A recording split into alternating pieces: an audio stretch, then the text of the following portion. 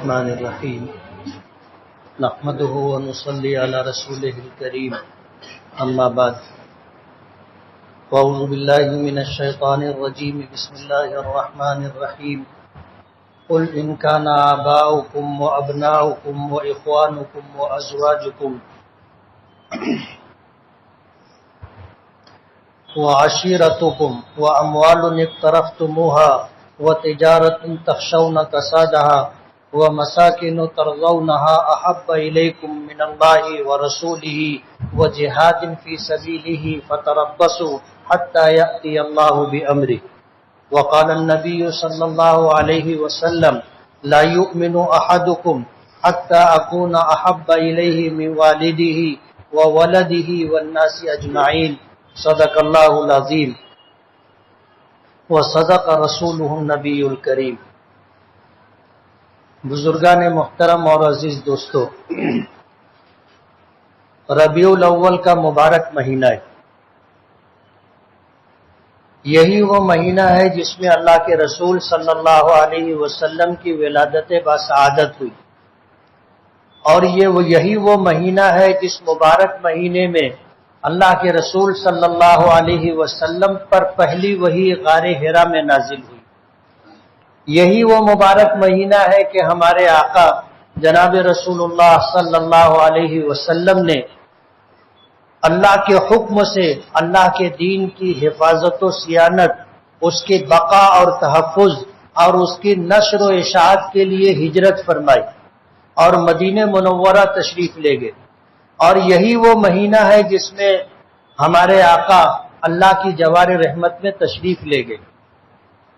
آپ کی زندگی سے جڑے ہوئے جو یہ چار اہم واقعات ہیں، اگر دیکھا جائے تو سیرت میں اس سے زیادہ اہم کوئی دوسرا عنوان نہیں۔ ایک تو آپ کی ولادت باسعادت، پھر آپ نبی تھے تو آپ پر جو پہلی وحی نازل ہوئی وہ بھی اسی مہینے میں، آپ نے ہجرت فرمائی اسلام کی بقا، تحفظ، نشر و اشاعت کے لیے، اس کا تعلق بھی اسی مہینے سے، اور پھر آپ اللہ کی جوار رحمت میں تشریف لے گئے، یہ واقعہ بھی اسی مہینے سے تعلق رکھتا ہے۔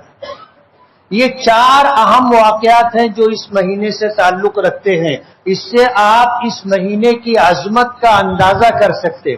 پچھلے ہفتے میں نے عرض کیا تھا کہ اس مہینے کا نام ربیع الاول ہے، یعنی ربی کے معنی بہار کے آتے، موسم بہار۔ انسانیت میں جو سب سے پہلی بہار آئی تھی اور سب سے بڑی، وہ نبی کریم صلی اللہ علیہ وسلم کی ولادت باسعادت ہے۔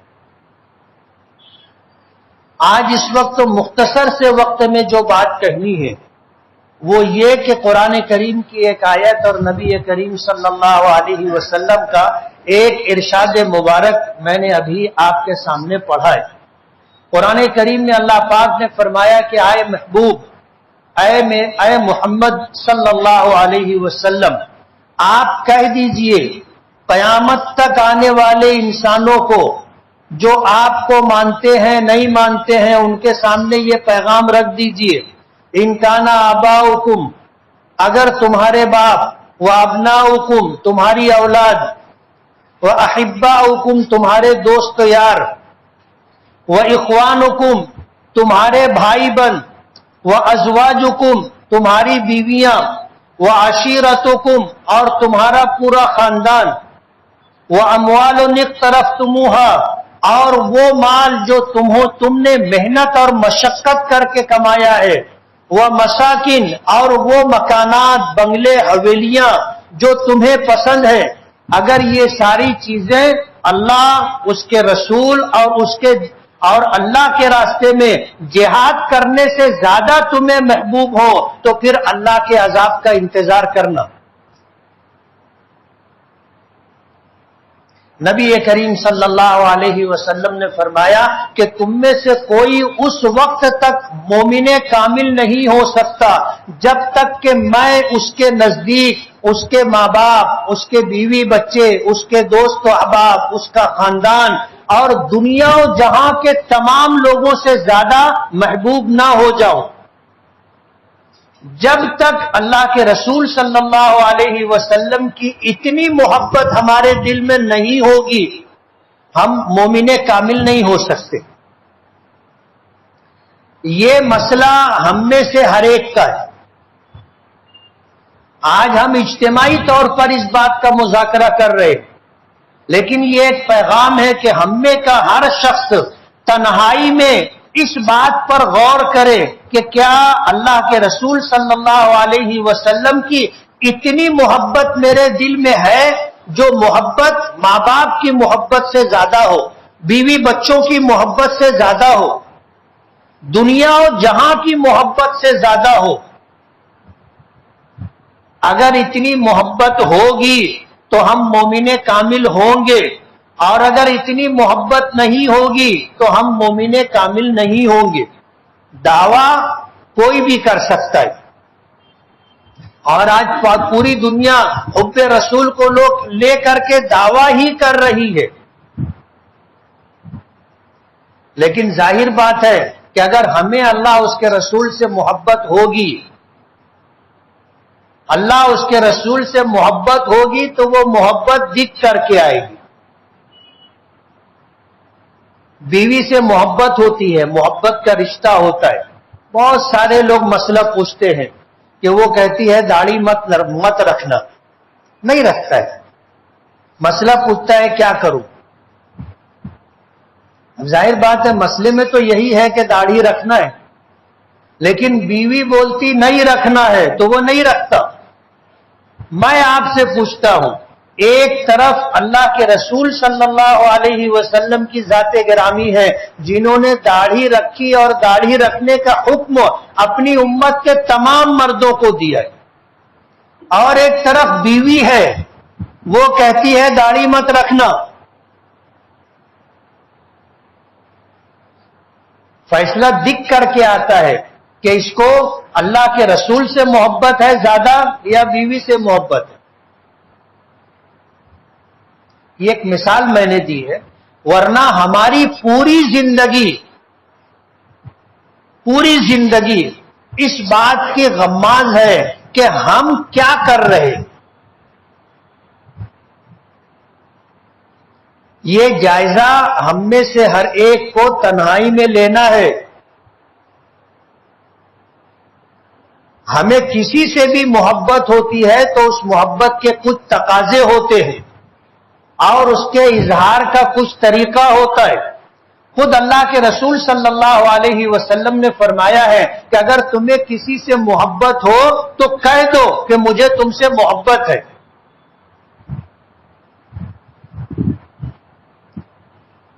یہ ہے حب رسول، یہ ہے عشق رسول. محبت ہے تو اس کا اظہار بھی ہونا چاہیے. محبت ہے تو اس کا اظہار بھی ہونا چاہیے. اب اگر کوئی کہے کہ دل میں محبت ہے،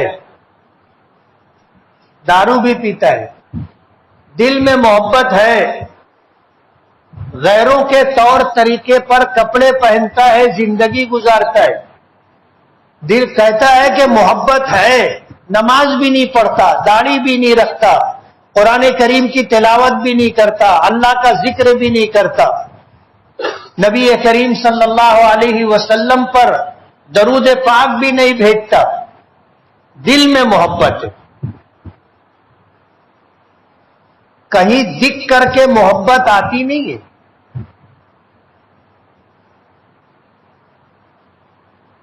کہتے ہیں نا کہ محبت تجھ کو آداب محبت خود سکھا دے گی. محبت کے آداب ہوتے اور اظہار کا جو طریقہ ہوتا ہے وہ ہر جس سے محبت ہوتی ہے اس کے مقام و مرتبے کے اعتبار سے ہوتا ہے. علماء نے دو بنیادی بات لکھی ہے. آپ کو میری یہ تھوڑی سی گفتگو میں کچھ یاد رہے نہ رہے، دو بات یاد رکھنا. ایک تو یہ کہ جس سے محبت ہوتی ہے اس کے مقام و مرتبے کا پاس و لحاظ کرنا پڑتا ہے. محبت ظاہر کرنے میں اس کا پاس و لحاظ کرنا پڑتا ہے. جیسے ہمیں اپنے ماں باپ سے محبت ہے، اپنے بچوں سے محبت ہے، ہم اپنے بچوں سے محبت کرتے ہیں تو محبت کا انداز، محبت کے الفاظ، محبت کا طور طریقہ کچھ اور ہوتا ہے. اگر یہی طور طریقہ جو ہم اپنے بچوں سے محبت کرتے ہوئے ظاہر کرتے ہیں، اگر ماں باپ سے یہ بات کہیں تو یہی طور طریقہ، یہی انداز جو بچوں سے محبت کا ہے، ماں باپ کے ساتھ اگر محبت کرتے ہوئے اختیار کرے تو لوگ کہیں گے بہت بے وقوف آدمی، ماں باپ کا مذاق بنا رہے.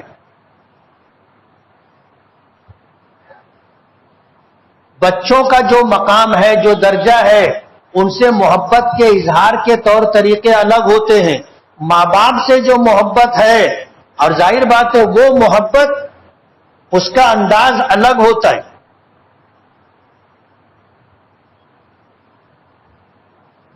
ایک شخص نے تعلیم یافتہ خاندان تھا، اپنے بچے سے جب وہ بچہ بہت بڑی ڈگری لے کر کے باہر سے آیا، لوگوں نے اس کا استقبال کیا، مبارکباد دی، اس کو تحفے تحائف دیے.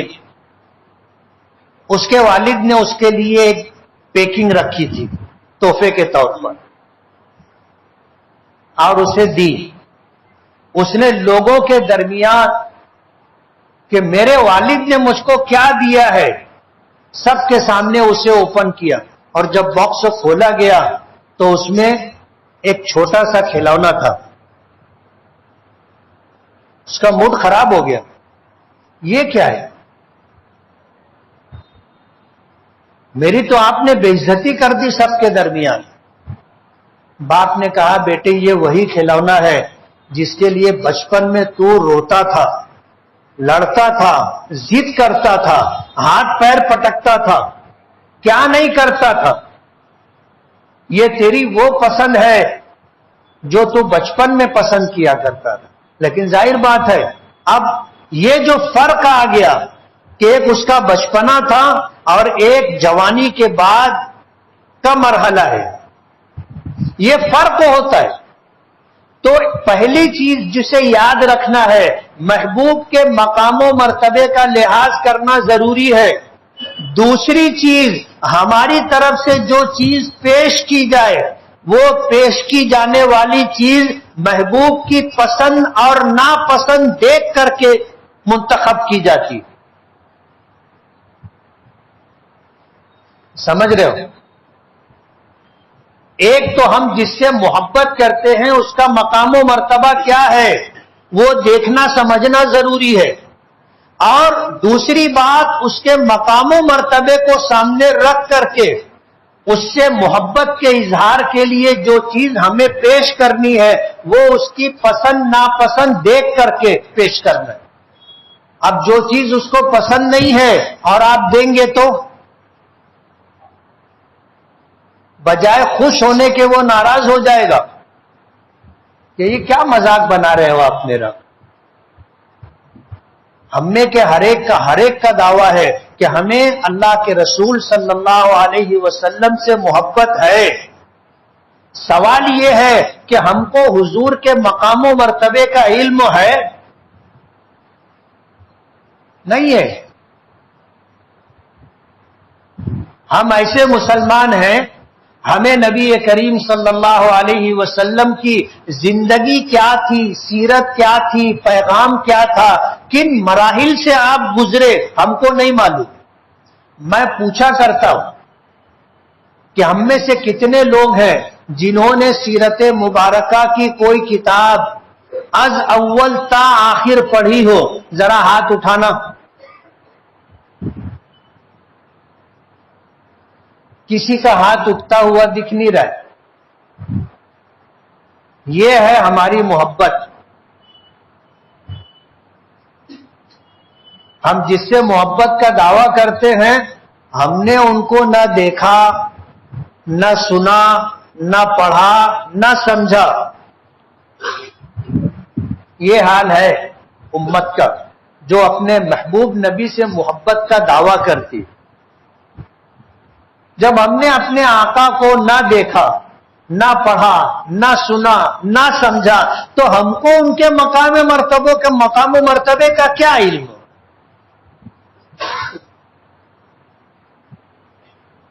یہ وہ انتہائی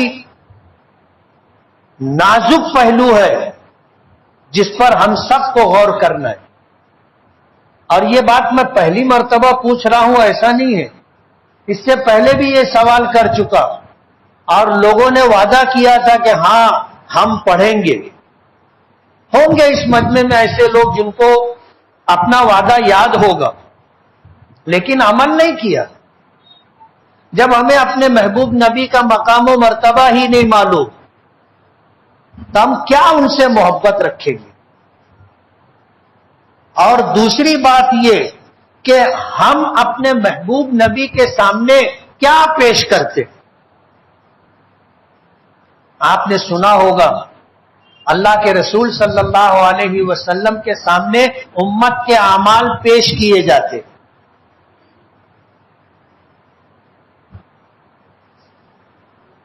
امت کے اعمال پیش کیے جاتے ہیں پیر اور جمعرات کے دن. اب ہمارا جو عمل اللہ کے رسول کی بارگاہ میں پیش کیا جاتا ہوگا ہمیں تو ان کی پسند ناپسند معلوم بھی نہیں ہے، اور ہمارے اعمال کیا ہیں جو ان کے سامنے پیش کیے جا رہے ہیں؟ ہم سے خوش ہوں گے؟ ظاہر بات ہے کہ جس کا مقام و مرتبہ جتنا بلند ہوتا ہے اس کی پسند بھی ویسی ہوتی ہے. اگر فطرت مسخ نہیں ہوئی ہے، فطرت مسخ نہیں ہوئی ہے تو ہر بڑے آدمی کی جو پسند ہوتی ہے اس کے مقام و مرتبے کے اعتبار سے ہوتی. ہارون رشید کے دربار میں گاؤں دیہات کے کسان میاں بیوی آنے لگے تو انہوں نے سوچا کہ اب اپنے بادشاہ کی خدمت میں کیا تحفہ پیش کرنا چاہیے. رات بھر میاں بیوی سوچتے رہے کیا دیں کیا دیں کیا دیں. اب ظاہر بات ہے غریب لوگ تھے. بہت سوچ بچار کے بعد دونوں کا اس بات پر اتفاق ہوا کہ اپنے کنویں کا پانی بہت میٹھا ہے، یہ پانی لے جا کر کے ان کو دیں گے. بادشاہ کے کہاں اس کو ایسا پانی ملتا ہوگا. بہت اہتمام سے مٹکے میں پانی لے کر کے سر پہ رکھ کے وہ آئے اور آ کر کے ہارون رشید کے دربار میں انہوں نے پیش کیا. اب بادشاہ وقت تھا، کس چیز کی کمی تھی؟ لیکن دینے والے جس حیثیت کے تھے اور جس سادہ طبیعت کے لوگ تھے، ہارون رشید نے دونوں ہاتھ سے مٹکا قبول کیا اور اپنے خادم کو بلا کر کے کہا کہ میری خوابگاہ میں رکھنا، یہ لے کے جاؤ میرے کمرے خاص میں میری خوابگاہ میں رکھو. اور اس کے بعد ہارون رشید نے ان کو جو تحفہ دیا وہ مٹکا بھر کر کے اشرفی دی اور اپنے درباریوں سے کہا کہ ان کو اس طرف سے لے کر کے جانا اور دریائے دجلہ کے پاس سے گزارنا. دریائے دجلہ ان دریاؤں میں سے ہے جو جنت سے آئے ہوئے. اب جب ان کو ہارون رشید نے جو دینا تھا مٹکا بھر کر کے اشرفی دی اور اس طرف سے گزارا، جب وہ دریائے دجلہ کے پاس سے گزرے تو دریائے دجلہ کا پانی دیکھ کر کے پانی انہوں نے پیا تو انہیں اندازہ ہوا کہ ہمارا پانی تو ایسا نہیں ہے، یہ پانی تو ہمارے جو کنویں کے پانی سے بہت بہتر ہے.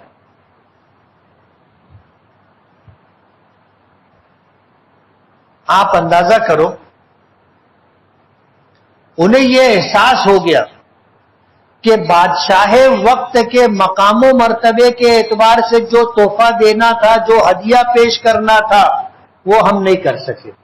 یہ اس کی عطا و بخشش تھی کہ اس نے دونوں ہاتھوں سے ہمارے پانی کے مٹکے کو قبول کیا، اپنے کمرے خاص میں رکھوایا اور ہمیں ہدیے کے طور پر، تحفے کے بدلے میں تحفے کے طور پر مٹکا بھر کر کے اشرفیاں دی.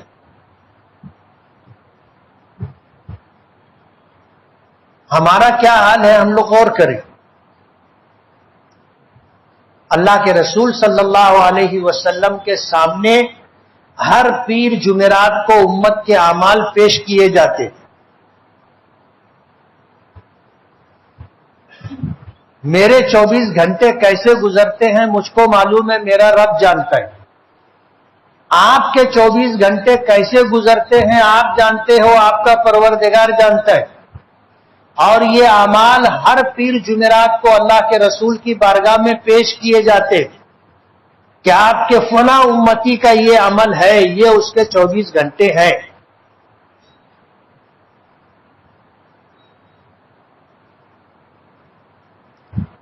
قرآن کریم کی ایک آیت پڑھی، اگر تمہارے باپ، تمہاری اولاد، تمہارے بھائی بند، تمہارا خاندان، تمہاری بیویاں، تمہارا محنت سے کمایا ہوا مال، تمہاری حویلیاں، تمہارے بنگلے اور گھر، اگر اللہ اس کے رسول اور اس کے راستے میں جہاد کرنے سے زیادہ تم کو محبوب ہو تو اللہ کے عذاب کا انتظار کرنا. اور حضور نے فرمایا تم اس وقت تک مومن کامل نہیں ہوگے جب تک کہ میں تمہارے نزدیک تمہارے ماں باپ، تمہاری اولاد اور دنیا جہاں والوں سے زیادہ محبوب نہ ہو جاؤ. حضرت عمر فاروق رضی اللہ تعالی عنہ نے کہا کہ اللہ کے رسول، مجھے آپ سے محبت ہے لیکن میری جان مجھے آپ سے زیادہ محبوب ہے. تو حضور نے فرمایا تھا کہ عمر تمہارا ایمان کامل نہیں ہے، تمہارا ایمان کامل نہیں ہے. حضرت عمر نے غور کیا اور غور کرنے کے بعد یہ بات ان کو سمجھ میں آئی کہ میری بات صحیح نہیں ہے. میں تو حضور کے ایک اشارے پر اپنی جان ہتھیلی پر لے کر کے اللہ اور اس کے رسول کے دشمنوں سے لڑنے کے لیے میدان جہاد میں اتر جاتا ہوں، میدان جنگ میں پہنچ جاتا ہوں.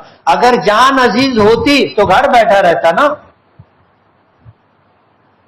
تو میری بات صحیح نہیں. کہنے لگے اللہ کے رسول آپ مجھے اپنی جان سے بھی زیادہ محبوب اور عزیز ہیں. تو حضور نے فرمایا الآن عمر اب تمہارا ایمان کامل ہوا ہے.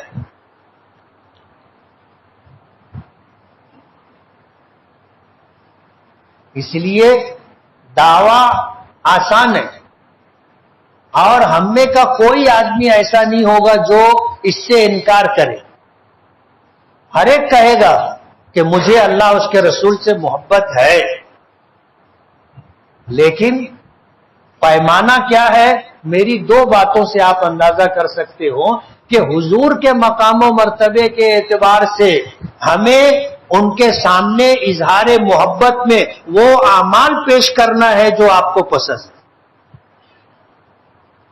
اور اگر یہ بات نہیں ہے کہ ہم کو حضور کے مقام و مرتبے کی خبر نہیں اور حضور کی بارگاہ میں پیش کیا جانے والا عمل حضور کے پسند ناپسند کے مطابق نہیں ہے تو ہم اپنے وعدے دعوے میں سچے نہیں ہیں. اور اظہار محبت کا طریقہ بھی ہوتا ہے، اظہار محبت کا طریقہ بھی ہوتا ہے.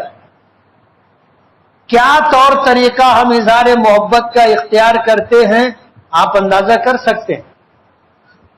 محبت کا اظہار کرنا ضروری ہے اور طریقہ وہ ہونا چاہیے جو آپ کے مقام و مرتبے کے معیار سے مطابقت رکھتا ہو.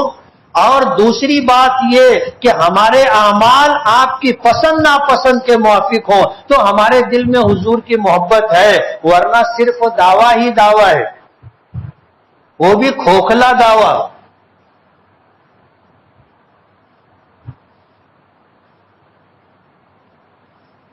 محبت ہوتی ہے تو جھلکتی ہے، محبت ہوتی ہے تو دکھتی ہے. بولنا نہیں پڑتا، بتانا نہیں پڑتا، انداز ایسا ہوتا ہے کہ اس سے سمجھا جا سکتا ہے کہ اس کو محبت ہے یا نہیں. آپ جانور کو دیکھو، اگر جانور کو آپ سے لگاؤ اور محبت ہے تو اس کا انداز دیکھ لو کیا رہتا ہے، دوسروں کے لیے کیا رہتا ہے، تمہارے لیے کیا رہے. کتے کو دیکھ لو، بہت حقیر جانور سمجھا جاتا ہے بہت حقیر سمجھا جاتا ہے. لیکن اپنے مالک کے ساتھ اس کا انداز کیا ہوتا ہے اور غیروں کے ساتھ اس کا انداز کیا ہوتا ہے. اور ہم ہیں کہ ہمیں سب کو دعویٰ ہے، سب کو دعویٰ ہے کہ ہم کو حضور سے عشق ہے، محبت ہے، لیکن اس کے پیچھے کتنی سچائی ہے اور اس میں کتنی حقیقت ہے ہم خود اندازہ کر سکتے. جب پیر اور جمعرات کو ہمارا عمل پیش ہوتا ہوگا تو اللہ کے رسول صلی اللہ علیہ وسلم پر کیا گزرتی ہو کہ یہ میرا امتی ہے جو مجھ سے محبت کرنے کا دعویٰ کرتا ہے اور اس کے 24 گھنٹے اس طرح گزرتے.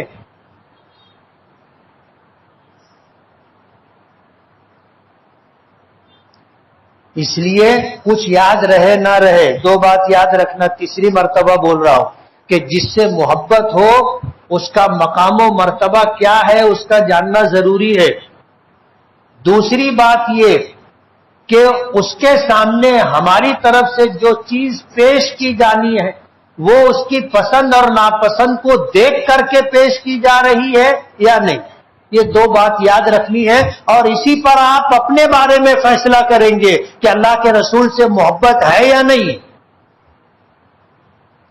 یہ تو حضور کا معجزہ ہے، حضور کا معجزہ ہے کہ جس کو اللہ نے ایمان کی دولت دی ہے اس کے دل میں حضور کی محبت ہے. کتنی ہے وہ ہم میں سے ہر ایک کے بارے میں خود فیصلہ کرنا ہے، لیکن ہے اگر ایمان ہے تو محبت ہے. ایک بات، ورنہ دوسری قوموں میں ان کے مذہبی پیشواؤں سے محبت ہماری اپنے محبوب نبی سے جو محبت ہے اس کا 100واں حصہ بھی نہیں ہوتی. یہ ایک الگ چیز ہے، یہ حضور کا معجزہ ہے. اور میں جو بات کہہ رہا ہوں وہ ایک الگ چیز ہے جس پر ہمیں غور کرنا ہے کہ ہم اپنے دعوے میں کتنے سچے ہیں. نماز ہم نہیں پڑھتے، روزہ ہم نہیں رکھتے، زکوٰۃ ہم پوری نہیں دیتے، حج فرض ہو گیا حج نہیں کرتے.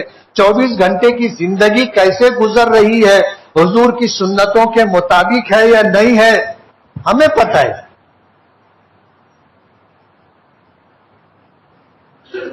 سیرت النبی صلی اللہ علیہ وسلم ہی وہ معیار اور پیمانہ ہے جس کو پڑھ کر کے، جس کو سن کر کے، جس کو سمجھ کر کے ہماری زندگی میں کیا خوشگوار تبدیلی آتی ہے یہ دیکھنا ہے.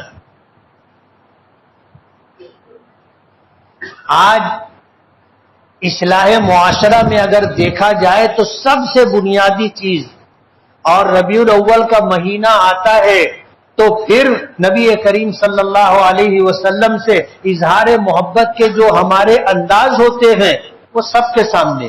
حالانکہ اس مہینے سے محبت کا کوئی خاص تعلق نہیں ہے کہ صرف اسی مہینے میں اور صرف 12 ربیع الاول ہی کو محبت کا اظہار نہیں. اللہ کے رسول سے روزانہ ہر گھنٹہ، ہر منٹ، ہر لمحہ محبت ہونی چاہیے.